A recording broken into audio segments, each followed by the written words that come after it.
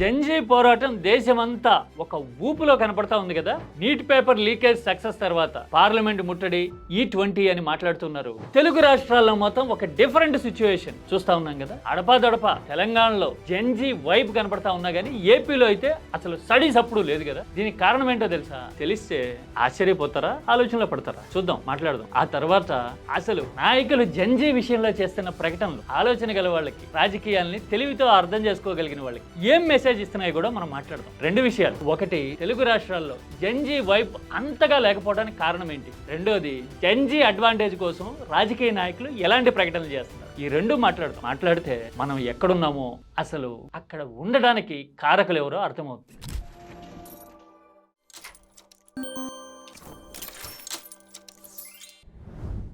Gen Z vibe buzz ఉన్నప్పుడు రాజకీయాల్లో నాయకులు కూడా ఆ మాటని వాడి ఏదో రకంగా అడ్వాంటేజ్ తీసుకోవడానికి ట్రై చేస్తారు కదా. దేశవ్యాప్తంగా ఇప్పుడు జెన్జీ ఫీవర్ కనపడతా ఉంది. కాంగ్రెస్ లాంటి పార్టీ జెన్జీ అడ్వాంటేజ్ ని అందుకునేందుకు ప్రధాని ఇంటి ముట్టడి, ఆ తర్వాత కాక్రోజ్కి అనుకూలంగా రాహుల్ గాంధీ వరుసగా ప్రకటనలు చేయటం, ఇదిగో పిల్లల్ని ఇలా పక్కన పెట్టుకుని మీడియాని అడ్రస్ చేయటం, వాళ్ళ దెబ్బలు మీడియాకి చూపిస్తూ అసలు జెన్జీకి దెబ్బ పడితే మాకు మంట పడతా ఉంది అని చెప్పడానికి రాహుల్ గాంధీ యమయాతన పడతా ఉన్నారు కదా. ఇది నేషనల్ సినారీ. కాంగ్రెస్ పార్టీ అధికారంలో ఉన్న తెలంగాణలో ఎలా ఉంది పరిస్థితి? జెన్జీకి అనుకూలంగా ఢిల్లీలో పోరాటానికి మద్దతుగా హైదరాబాద్ లో కూడా గ్యాదరింగ్స్ కావడం చూశాం కదా. రేవంత్ రెడ్డి కూడా ఒకటి అరా ఇలా జెన్జీకి అనుకూలంగా ప్రకటనలు చేయడం కొడంగల్లో అయినా హైదరాబాద్ లో అయినా చూసుంటాం కదా. కాకపోతే గ్రౌండ్ రియాలిటీ అండ్ లాజిక్ ఏం చెప్తున్నాయి? దేశవ్యాప్తంగానేమో జెన్జీ కాంగ్రెస్ కి అడ్వాంటేజ్ అవుతున్నట్టుంది. వేరే తెలంగాణకు వచ్చేసరికి ఒకటే లాజిక్. జెన్జీ ఫైట్ అంటే యాంటీ ఎస్టాబ్లిష్మెంట్, రూలింగ్ లో ఉన్న వాళ్ళకి వ్యతిరేకంగా గొంతెత్తి నిలబడే తరం జెన్జీ. ఎందుకనే? విద్యా విధానం దగ్గర నుంచి, పరీక్షల దగ్గర నుంచి, ఉపాధి దగ్గర నుంచి, అవకాశాల దగ్గర నుంచి అన్ని రకాలుగా జెన్జీకి పాలకులతో కదా కాన్ఫెడరేషన్. మరి ఈ లాజిక్ అర్థమైతే ఆలోచిస్తే తెలంగాణలో జెన్జీ ఎవరితో కాన్ఫెడరేషన్ పెట్టుకుంటుంది? ఇంతకు ముందు కీటాక్స్ లో చెప్పున్నా నేను. యువతకి చాలా హామీలు ఇచ్చారు. ఉద్యోగాలు అన్నారు, నిరుద్యోగ భృతి అన్నారు, జాబ్ క్యాలెండర్స్ అన్నారు. ఇన్ని హామీలు ఇచ్చారు, అందులో రవ్వంతైనా నిలబెట్టుకున్నారా అని ఇలా యువ భేరీలు మోగిస్తా ఉంది కదా బీఆర్ఎస్. రేవంత్ రెడ్డి మాటల్లో చెప్పాలంటే బెల్ట్ ట్రీట్మెంట్ ఇద్దామా, యువ తరంతో పెట్టుకుంటే కొన్ని తరాల పాటు పుట్టగతులు లేకుండా పోతారు. చూశారు కదా, కేటీఆర్ ఇలాంటి సవాళ్లు చేస్తా ఉన్నారు. మరి ఇలాంటి పరిస్థితుల్లో జెన్జీ ఎమోషనలైజ్ అయిపోయి రాహుల్ గాంధీ పార్టీ అని సపోర్ట్ చేస్తారా, లేదంటే కడుపు రగులుతా ఉన్నప్పుడు ఉపాధి అవకాశాల్లోనూ ఇచ్చిన హామీల విషయంలోనూ స్థానిక ప్రభుత్వాన్ని, రాష్ట్ర ప్రభుత్వాన్ని నిలదీస్తారా? సింపుల్ కదా. ఎప్పుడైనా సరే మనకి సెగ తగులుతా ఉన్నప్పుడు ఆ సెగ సంగతి చూస్తాం గానీ ఎక్కడో చల్లగా ఉంటుందంటే సంబరపడతామా? లేదు కదా. అందుకని జెన్జీ వైబ్ తెలంగాణలో కనపడుతున్నా గానీ చాలా కాంట్రాస్ట్ సిచ్యువేషన్. నేషనల్ లెవెల్లో కాంగ్రెస్ కి అడ్వాంటేజ్ అవుతా ఉంటే తెలంగాణలో కాంగ్రెస్ పార్టీకి, రూలింగ్ పార్టీకి ఛాలెంజ్ అవుతా ఉంది. పైగా తెలంగాణలో అనుకున్నది అనుకున్నట్టు జరిగితే జనరల్ ఎలక్షన్స్ కంటే 2029 కంటే ముందే కదా ఎన్నికలు. అందుకోసమని తెలంగాణ ఫలితం అనేది కాంగ్రెస్ పార్టీకి జాతీయ స్థాయిలో క్రూషియల్ ఎలిమెంట్ అయ్యే అవకాశం ఉంది.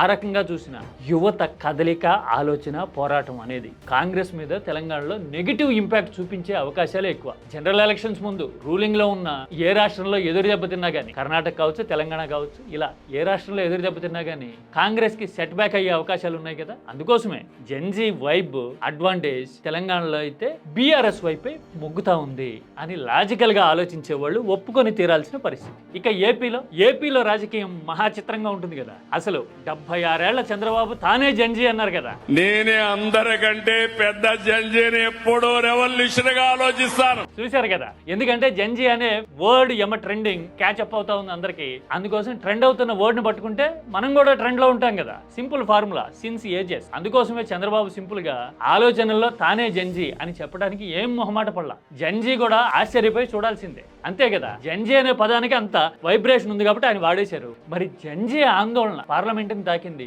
దేశాన్ని కుదిపేస్తా ఉంది. మరి ఆ విషయాన్ని అడ్రస్ చేయడం ఎక్కడన్నా కనపడిందా? లేదు కదా. అంటే అడ్రస్ చేస్తే జెన్జీకి అనుకూలంగానో, లేదంటే యువత మనోభావాలని గుర్తిద్దాం లాంటి న్యూట్రల్ ప్రకటన చేసినా గానీ బీజేపీ కోపం వచ్చేస్తుందేమో అని సైలెంట్ గా ఉండిపోయారు కదా చంద్రబాబు. మరి ఆయన నిజంగా జెన్జీ ఆలోచనలకి రిప్రజెంటేటివ్ అయ్యుంటే గనక రియాక్ట్ అయ్యేవారే కదా. సింపుల్ సమాధానం, పెద్ద టెస్ట్ ఏమక్కర్లా. ఈ ఒక్క లాజిక్ చాలు చెప్పేస్తారు ఆయన ఎటువైపు ఉన్నారు అనేది. ఇక విపక్షం పరిస్థితి. ఆంధ్ర రాష్ట్రంలో మేము కూడా కాకరొచ్చే అనుకో. జగన్ ఏమో ఇలా మేమే కాక్రోజులు అంటారు. ఆయన కూడా కాక్రోజ్కి అనుకూలంగా జంతర్ మంతర్ పోరాటానికి గొంతుగ్గా నిలబడలేదు కదా. చాలా చిత్రం అది. ఎందుకని బీజేపీ టీడీపీ భాగస్వామిగా ఉంది, ఏపీలో కూటమి ప్రభుత్వం నడుస్తోంది, జగన్ ప్రతిపక్షంలో ఉన్నారు. సహజంగా అయితే కూటమికి బీజేపీకి వ్యతిరేకం కాబట్టి జగన్ మాట్లాడతారు అనుకుంటారు, కానీ మాట్లాడాల. అదే ఏపీలో ఉన్న పెక్యులారిటీ. అంటే అధికారంలో ఉన్న టీడీపీని కాదు, విపక్షంగా ఉన్న వైసీపీ కూడా మేమే కాక్రోజ్ లాంటి మాటలు చెప్పడం మాత్రమే ఉంది, కానీ జంతర్ మంతర్ పరిణామాలకు అనుకూలంగా అస్సలు మాట్లాడలేదు కదా. పైగా ధర్మేంద్ర ప్రధాన్ రాజీనామా జవాబుదారీతనానికి నిదర్శనం అని చెప్తూ ప్రో బీజేపీ టోన్ ని వినిపించడానికి జగన్ ప్రయాసపడ్డం చూస్తూ ఉంటే జెన్జీకి రిప్రజెంటేషన్ లేదు ఏపీలో. నిజమైన జెన్జీ ఐడియాలజీ అని అనిపిస్తుందా లేదా? జెండాలు కాసే పక్కన పెట్టండి, మీరు వైసీపీ అయినా టీడీపీ అయినా అది వేరే విషయం. జెన్జీ గొంతుకైతే ఏపీలో వినపడట్లేదు కదా, తెలంగాణలో కొద్దో గొప్ప మాత్రమే వినపడుతుంది కదా. ఇది పొలిటికల్ సినారియో. ఇలా ఎందుకు జరుగుతూ ఉంది? ఎందుకనంటే ఒక్క విషయం తెలియాలి. నాయకత్వమైనా ఆలోచనైనా లేదంటే హక్కుల కోసం నిలబడాలి అనే మనస్తత్వమైనా క్యాంపస్ల్లో చదువుకున్న వాళ్ళలో ఆలోచన గల వాళ్ళలో మొదలు కావాలి అంటే రాజకీయ చైతన్యం ఉండాలి. యువతలో తెలుగు రాష్ట్రాల్లో అది చాలా తక్కువ.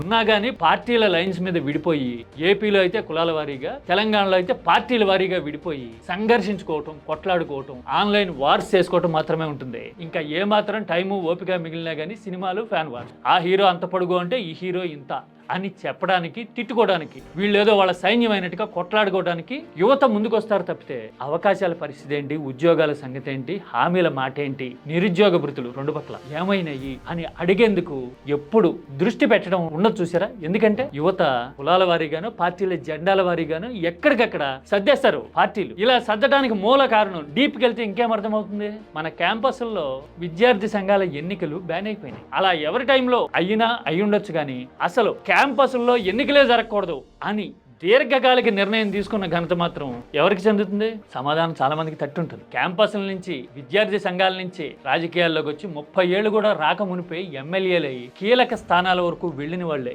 ఇలా ఆలోచిస్తారు అంటే కారణం ఏంటి? క్యాంపస్ల స్థాయిలోనే యువత గనక ఆలోచించగలిగితే రాజకీయానికి పెను సవాళ్లు ఎదురవుతాయి. అలా ఎదురవ్వకుండా ఉండటానికి ఎంతసేపు వాళ్ళని ఎమోషనలైజ్ చేసి ఓట్లు వేయించుకోవడానికి, తమ వైపు తిప్పుకోవడానికి ఎంతైతే వాళ్ళకి ఇంజెక్ట్ చేయాలో ఐడియాలజీనైనా కిక్కినైనా అంతవరకే ఇచ్చి ఊరుకుంటున్నాం. దానికి తిరుగులేని ఎగ్జాంపుల్ మన దగ్గర పార్టీలైనా నాయకులైనా ఎన్నికలు వచ్చే వరకు అసలు ఎనర్జైజ్ చేయడానికి కనీసం కులం చూసైనా ఓటేయండి అని అంటూ ఉంటారు.